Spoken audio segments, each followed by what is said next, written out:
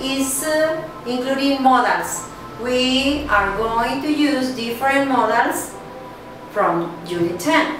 These modals are could, might, should, must. Here is for giving permission? No, it's different. It's for possibility. Could and might are for possibility, future possibility, and should is for advice, recommendation, or suggestion, and must is for prohibition. So this is affirmative. You start with the subject you in this case, or any subject, no problem with this, and the verb in simple form. You could buy a gift, that's a possibility. You might buy a gift. He should, as a recommendation, he should buy a gift. They must buy a gift. This is like giving an order, okay? And negative, you are going to use in this case shouldn't, contraction of should not. You shouldn't buy a gift. Remember, modal plus simple form of the verb. He must not buy a gift. Must not, do not use contraction, okay? And yes, no question. In this case, you are using should for a recommendation or suggestion. Should I buy a gift? Short answer, yes, you should. It means that you have should at the beginning of the question and should in the short answer. In this case, no contraction.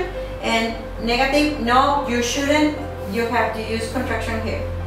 Information questions. We are going to start with the WH word. In this case, it's word, auxiliary or modal, subject, verb, and the complement of the question. Where should we go for dinner? You are asking for a suggestion or recommendation about going for dinner, right?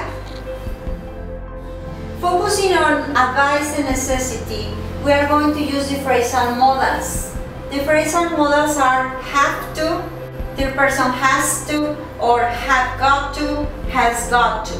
This is for advice and necessity. Do not confuse, please. If I am using have got to or has got to, it's very common in British English. But for us to use American English, it's more common to use have to or has to. It's the same meaning. Do not confuse, please. I have to call him. You have to call her. She has to call them. As you can see, we are using in these sentences after call the obvious pronouns.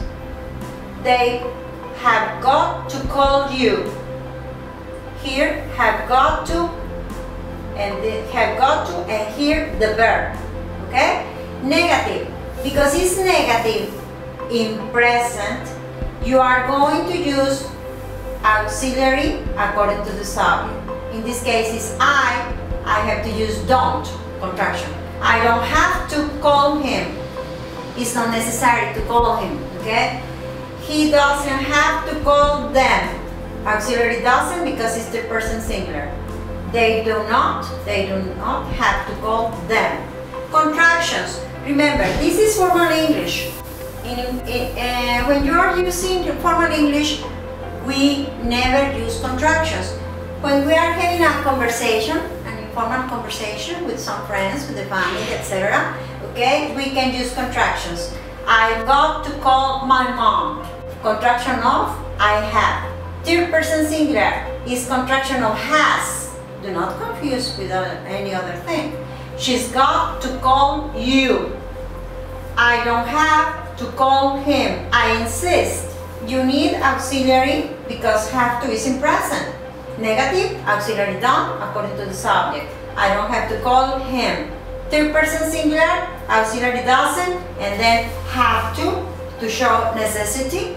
She doesn't have to call her. Please be careful with this.